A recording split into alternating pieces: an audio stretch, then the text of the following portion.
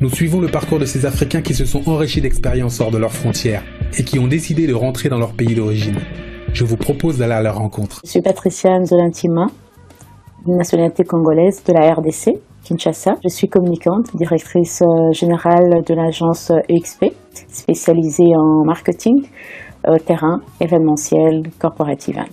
Je me considère être une quinoise. J'ai quitté le Congo à 22 ans et demi, après mes études de droit, parce que j'ai eu mon diplôme de droit ici, donc Bac+5 en droit. Je suis partie par la suite en Afrique du Sud, où j'ai eu à faire une spécialisation en marketing management. Je suis allée au Sénégal. Je fais 4 ans et demi, 5 ans à l'étranger, et par la suite, je suis rentrée au pays. L'une des raisons pour laquelle j'avais choisi Cape Town et pourquoi pas les autres pays en Europe, c'est parce que je voulais être bilingue, une parfaite bilingue. Et ce que je retiens de mon expatriation, c'est qu'une multiplicité de cultures. Je voulais tellement apprendre des autres pour pouvoir apporter ce savoir-faire dans mon pays. Je suis une personne qui est très focalisée sur les valeurs africaines, les valeurs familiales.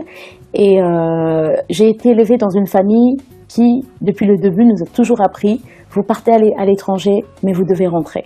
Moi, je suis de Mukongo et les Bakongo, on les appelle les terriens. Les grands terriens, ce sont les gens qui bâtissent beaucoup la terre, qui cultivent, qui construisent. Pour moi, c'était tu acquiers de l'intelligence et tu reviens pour en faire profiter aux autres. Le déclic, c'était à un moment donné, je pouvais évoluer, c'était super, j'avais un bon boulot, mais il y avait quelque chose qui manquait. Je disais, je pourrais mieux me réaliser dans mon propre pays. Je pourrais apporter un plus. Tout à faire et tout à refaire en RDC. C'est comme ça que je me suis dit non, je rentre au pays. Mais ce qui est drôle, c'est que lorsque je suis rentrée en 2007, je suis repartie par la suite Congo-Brazzaville, où j'ai travaillé pendant une année, toujours en communication marketing pour un client dans les télécoms. Au bout d'une année, je me suis rendu compte que je devais retourner, définitivement. En Afrique, c'est très difficile quand on donne du crédit à des jeunes et encore à une femme qui vient, qui se dit voilà, je vais me lancer dans la communication marketing. On me dit bon, est-ce que vous êtes sûr que ça va marcher? Et j'ai une chance, c'est que bon, j'ai une banque qui a cru en moi. Je me rappelle toujours le premier crédit qu'ils m'ont donné, c'est l'équivalent de 10 000 €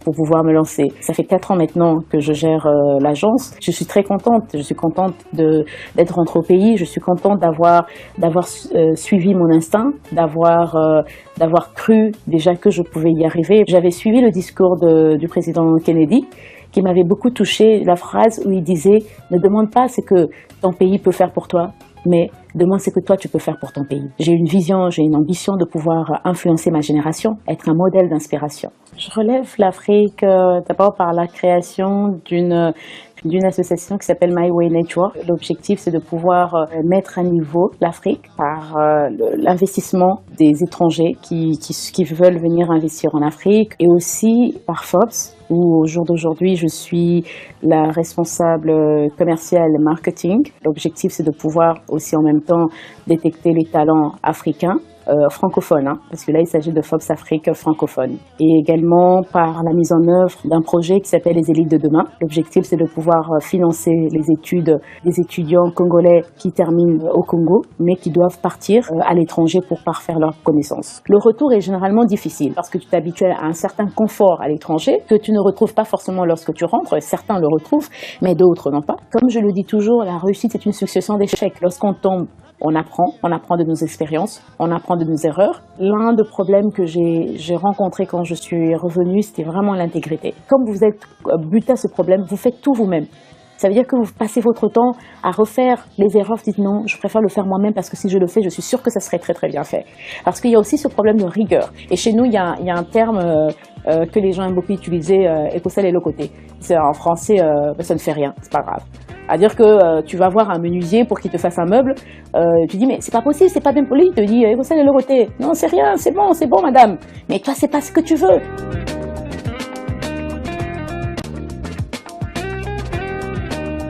Généralement, on dit, elle est trop compliquée. Il dit, ah, c'est trop compliqué. Ah, mon truc. Et puis, tu dis, alors, une femme n'est pas comme ça, c'est trop compliqué, mais c'est rien, ça fait rien. Ça te crée aussi beaucoup de problèmes, beaucoup d'ennemis, beaucoup d'incompréhension, beaucoup de disputes, beaucoup de malentendus, parce que tu veux donner le meilleur de toi-même. Quand on rentre au pays, c'est pour donner de l'excellence, c'est pour donner ce que nous avons appris. Et généralement, vous apprenez de l'excellence, vous apprenez de la qualité. Pendant 3 ans, je ne me suis pas donné de salaire. parce que je ne pouvais pas me permettre. Mon objectif, c'était que mes agents puissent être payés, mes collaborateurs puissent être payés. Aujourd'hui, mon personnel est composé de 70% des femmes, 30% des hommes. J'ai une très très grande confiance aux femmes. Il y a une évolution et je suis contente parce que être jeune femme chef d'entreprise à 35 ans, nous avons commencé avec 5 employés, aujourd'hui on en a 40 et on avait commencé à Kinshasa, aujourd'hui j'ai aussi un autre bureau au niveau de Lubumbashi. Nous travaillons avec des grands clients tels que Orange, Samsung, Canal, voilà, Nestlé et des grandes banques, des banques internationales. Construire des ponts vers le futur et contribuer à l'avancement de l'Afrique, c'était ça qui était important pour moi. Je veux contribuer, je voulais influencer ma génération. Je lui ai dit, quand tu veux quelque chose, tu peux y arriver. Je m'appelle Christian Yumbi, je suis congolais, marié, père des 2 enfants. Je suis chef cuisinier hôtelier. Je suis né au Katanga. Je suis parti en Belgique avec les parents, très jeune, à l'âge de 8 ans. Mes parents sont revenus d'abord une première fois avec moi quand j'avais 17 ans. Puis je suis retourné de 17 ans jusqu'à mes 33 ans. J'ai fait l'université libre de Bruxelles. Et quand j'étais à l'université, donc j'ai travaillé comme jobiste dans les restaurants. Et c'est ainsi que je me suis réorienté dans l'hôtellerie. Je me suis inscrit dans l'école hôtelière à Bruxelles. À ce moment-là, ça s'appelait l'INFAC. Et puis, j'ai eu mon diplôme d'hôtellerie. J'ai fait un master en gastronomie française. J'ai travaillé quelques années en France, au Ritz. J'ai été faire une formation à Montreuil-sur-Mer, à la Grenouillère, ça s'appelait un restaurant. C'était un jeune chef assez dynamique. Et puis, je suis retourné en Belgique. J'ai continué ma formation dans les restaurants étoilés. J'ai passé une vingtaine d'années en Belgique et puis en France pour des raisons de formation. Et puis après, j'ai ouvert mon restaurant, on va dire de cela 9 ans, qui s'appelait La Ressource aussi. À ce moment-là, j'ai pensé déjà à retourner au pays. Les restaurants s'appelaient Ressources, qui voulait dire retour aux sources. Et à ce moment-là, je faisais de la cuisine, proche de la cuisine biologique, c'était plus du slow food, qui est le contraire du fast food. Ce que je retiens de mes années d'expatriation, c'est plus la discipline par rapport au travail. Pour rester le meilleur, il fallait travailler le plus possible. Ce qui m'a beaucoup aidé, même quand je suis retourné au pays, c'est qu'il faut se lever tôt, il faut travailler plus que les autres. J'ai toujours voulu être le meilleur parce que à cette époque-là, c'était difficile pour un Africain d'évoluer, surtout dans les secteurs où moi j'étais, donc dans la restauration. Et quand je suis arrivé à un certain niveau, je me suis rendu compte que je ne pouvais plus monter plus loin et que j'ai resté étranger. Je suis allé à l'étranger pour avoir une formation et pour retourner chez moi. Il était hors de question pour moi que je reste vivre en Europe. J'ai été le premier Congolais à être meilleur jeune chef Belgique en 2006. En 2010, j'avais décidé de retourner au pays. Et donc, c'était pas facile pour moi de retourner ici parce qu'on a le grand problème qui se passe ici, c'est qu'on a difficilement accès au crédit. Et pour monter un business, il fallait absolument avoir un financement. Un peu d'argent que j'avais mis de côté en Belgique, j'ai pu investir. C'est que moi, j'ai toujours voulu avoir un établissement à moi où j'accueillais les gens comme s'ils étaient chez eux à la maison. Quand je suis retourné, j'ai vu qu'il y avait un multitude de produits ici au Congo qu'on pouvait mettre en valeur. Et donc, j'ai voulu exploiter cette cuisine, la cuisine locale, un peu mixée avec la formation que j'ai à l'étranger pour faire une nouvelle cuisine congolaise. Ce que j'essaie de faire avec certains chefs, jeunes chefs comme moi, c'est de réactualiser cette cuisine-là. L'huile de palme, par exemple, que je vais remplacer par l'huile d'olive. Et ça nous aide sur le plan de la santé, mais aussi sur le plan du goût. Ce qui est un peu plus difficile pour nous, par exemple, en étant congolais, quand on revient au pays, c'est qu'il faut encore se réadapter. Et ça paraît un peu bizarre parce qu'on pourrait se dire que c'est assez facile pour nous, mais le fait qu'on est à l'étranger, il y a certaines habitudes qu'on a acquises à l'étranger et quand on revient ici, on voit que c'est pas du tout la même chose. On ne se nourrit pas de la même façon en Europe qu'au Congo, par exemple. Et les besoins, par exemple, de la restauration, c'est pas les mêmes besoins qu'on a à l'étranger qu'ici. Dans les restaurants, on se nourrit pour les besoins de se nourrir. Ça veut dire que la nourriture, c'est un élément vital. Et alors qu'à l'étranger, il y a un élément qui s'est ajouté au-delà de ça, c'est l'élément plaisir qui s'est ajouté. Et pour nous qui voulons essayer de faire évoluer les choses, c'est un peu quelquefois inadapté de se dire qu'il faut commencer à faire les petites bonnes décorations sur l'assiette parce que bon, pour un Quinois, il va se dire qu'est-ce qu'il met encore sur l'assiette alors que j'ai juste besoin d'avaler ma nourriture. Moi, j'ai défini ma cuisine comme la modernité d'une cuisine des traditions. Ici, j'ai créé une maison avec 4 chambres d'hôtes. On reçoit les clients comme s'ils étaient à la maison. Chaque personne a plus ou moins quelqu'un qui s'occupe de lui particulièrement. Je cuisine pour les clients de l'extérieur, bien sûr, mais je cuisine pour les gens qui logent ici comme s'ils étaient leur cuisinier particulier. C'est un peu ça les concepts. On fait un peu tout nous-mêmes, des glaces, on fait des sorbets. Depuis que je suis rentré ici, je me suis senti beaucoup plus zen, donc je suis plus en équilibre par rapport à moi-même en Europe. Si je regarde tous les grands chefs qui ont évolué pendant ces années, ils ont mis toute leur vie à faire leurs projets. Et donc, ils ont travaillé pendant des années et des années pour faire leurs projets. Et bon, la chance qu'on a aussi en Afrique, et en même temps, les côtés malchance, c'est qu'on veut que tout marche et tout marche tout de suite parce qu'on se demande, on s'est dit peut-être que, Bon, peut-être que demain, on ne sait pas comment ça va se passer. Moi, j'ai créé mon projet pour me créer de l'emploi d'abord, mais aussi, je vois les projets dans les longs termes. C'est-à-dire que chaque client qui va venir aujourd'hui chez nous, je veux qu'il revienne chez nous le lendemain. Chaque matin que je me lève, je suis totalement émerveillé d'être au Congo. Au début, j'avais tendance à faire un peu les ponts entre les deux. À un certain moment, je me suis juste focalisé sur les Congo. Quand vous grandissez en Europe, par exemple, bon, vous avez des bandes d'amis et tout. Et à un certain moment, il y a peut-être vous qui décidez de retourner, mais autour de vous, il y a peut-être 20 qui sont là, qui n'osent même pas retourner au pays, qui se disent, écoute, t'es un peu fou, qu'est-ce que tu vas aller faire là-bas? J'avais commencé avec cette partie-ci pour loger les gens, et puis après, j'ai rajouté quelques tables. C'est difficile en Afrique, mais au-delà des difficultés, il y a de larges possibilités par rapport à tout ce qu'on peut faire. Et c'est ça qui donne un peu plus d'espoir en Afrique. Sur les hauteurs de Kinshasa, dans le quartier Pigeon, comme tous les matins, Félix Amouna s'apprête à rejoindre son bureau. Il y a 20 ans, il était encore étudiant en Belgique. Il travaillait dans un call center pour financer ses études. De retour en RDC, il décide de se lancer dans l'aventure en tandem avec sa femme Annie. C'est moi qui étais derrière elle tout le temps. Alors tu rejoins le groupe Camp. J'ai toujours été pour impliquer ma femme dans notre business personnel. Quand ils se sont rencontrés, Annie travaillait également pour un centre d'appel. Leur association était donc naturelle. Les débuts étaient très durs. C'était sur fonds propres. Pendant 5 ans, 5 ans, ouais. On a investi à peu près 150 000 $. C'est une nouvelle technologie, les gens ne comprenaient pas trop bien. Et maintenant, c'est un besoin. C'était pas facile, hein, on a trimé là. Mais bon, on y croyait, donc on avait la foi. Pour être au plus près de leurs clients, Annie et Feli ont installé leur bureau au cœur de la capitale congolaise, dans le quartier Bassoko. Dans cet immeuble de 2 étages, l'entreprise baptisée First and Future compte plusieurs filiales. L'une d'entre elles s'appelle Congo Call Center. En moins de 5 ans, c'est devenu le premier centre d'appel indépendant de RDC. Avec des clients prestigieux comme l'opérateur de téléphonie mobile Tigo ou encore le sud-coréen Samsung. Le lundi matin, c'est la réunion de coordination des principaux collaborateurs de la société. Là, on doit faire une période de test que nous allons définir également demain lorsque nous serons là. L'enjeu de cette réunion, trouver des opérateurs bilingues pour la plateforme téléphonique d'un nouveau client. Orange, on a un gros déficit en Swahili. Là, on pousse pour le Swahili, donc cette personne va être calée sur le Swahili. C'est tout le problème de l'entreprise qui doit recruter en permanence des opérateurs téléphoniques. La difficulté, c'est de choisir le bon profil. Il faut tester les opérateurs pour savoir s'ils parlent réellement plusieurs langues. Donc si son français n'est pas excellent, bon, moi, il y a là-bas sur le... Parce qu'il y a des personnes qui mettent sur le CV, qui parlent ces différentes langues. Mais des fois, elle ne fait que comprendre et ne parle pas.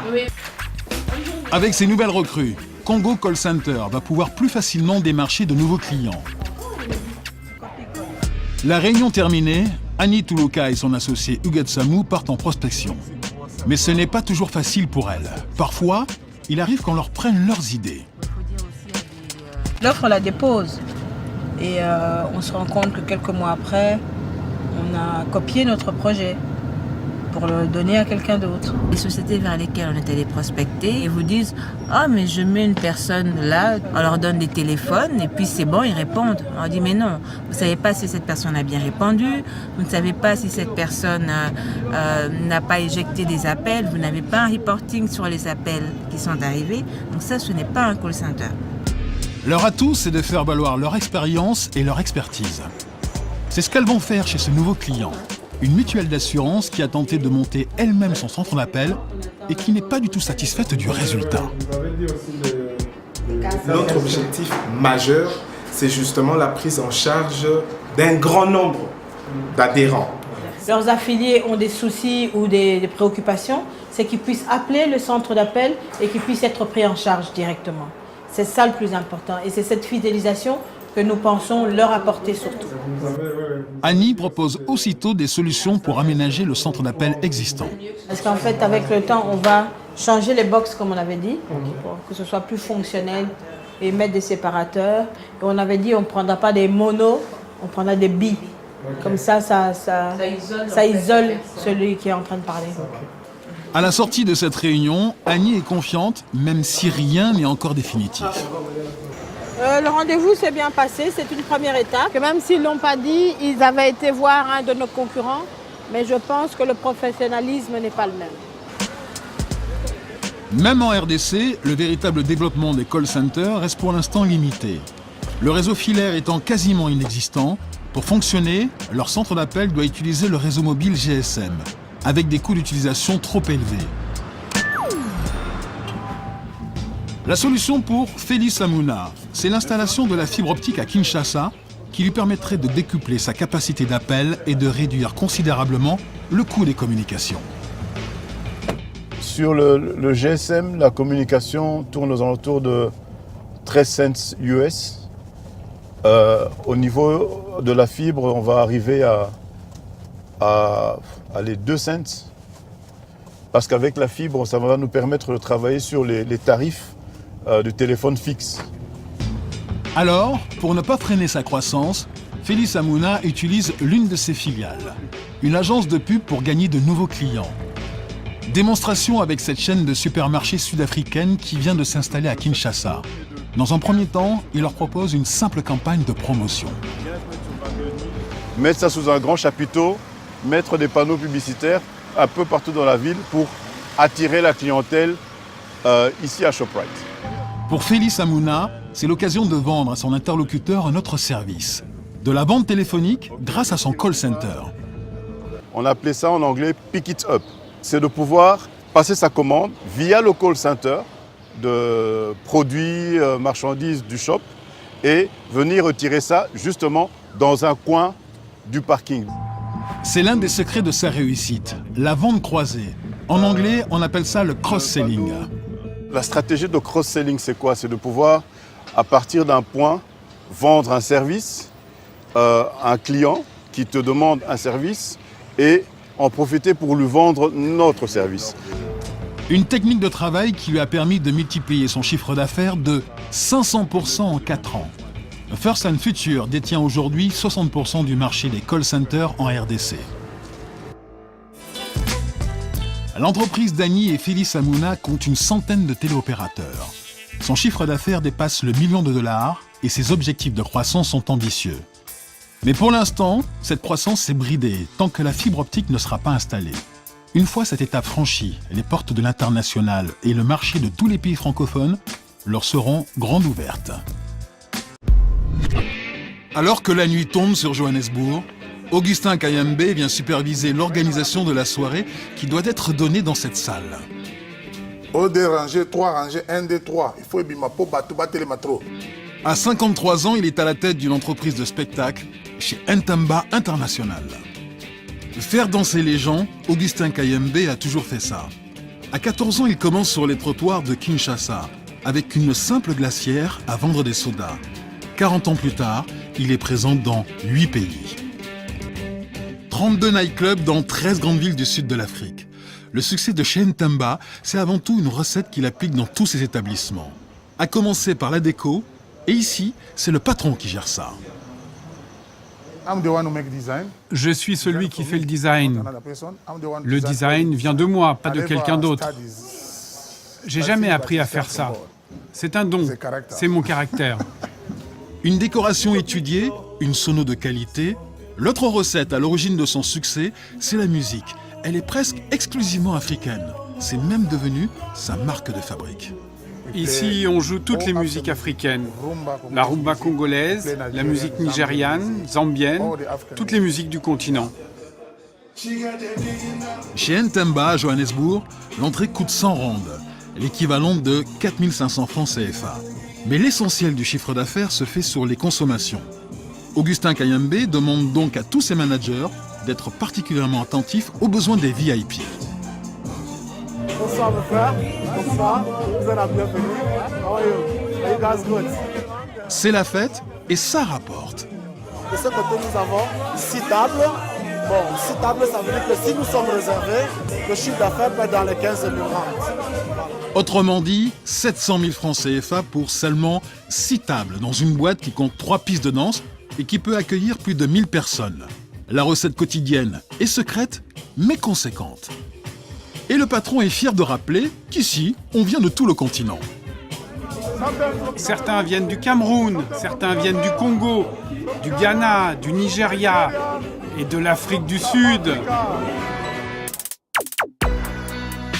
À 1500 km de Johannesburg, le soleil se couche sur Cape Town. Et quand la nuit tombe, c'est toujours chez Ntamba que l'on va faire la fête. Dans cette ville qui attire le plus grand nombre de touristes en Afrique du Sud, le nightclub d'Augustin Kayembe est comme une vitrine pour son entreprise.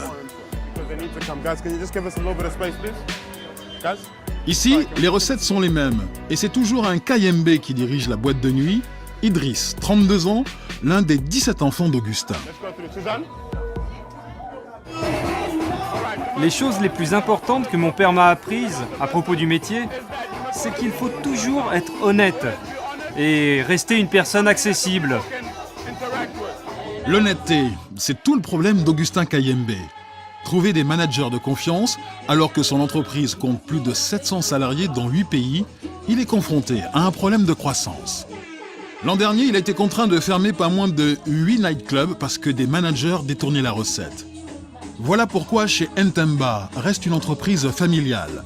C'est à la fois la raison de son succès, mais aussi la limite de sa croissance.